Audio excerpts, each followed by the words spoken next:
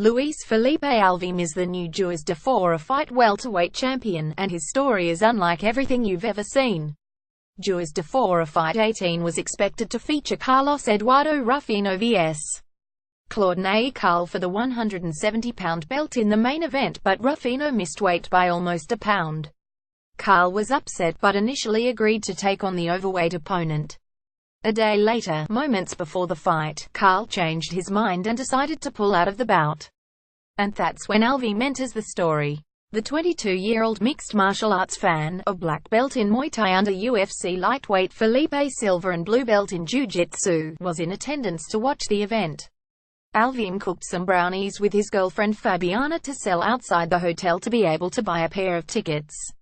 When they arrived at the hotel, though, most of the fans had already entered the place, so there was no one around to buy his brownies.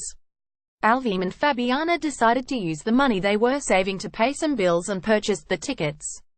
They entered the hotel, and Alvim went to the locker room to visit his coach Felipe Silva and some of his friends that were scheduled to compete that night, and that's when he heard about the main event situation. Alvim volunteered to replace Carl in the main event, but the spot was already taken. I told Felipe Silva he'd fight, that he'd put on a show, but a new fight was already booked, Alvim told MMA Fighting. 40 minutes before the main event, this guy chickened out and they offered me the fight again.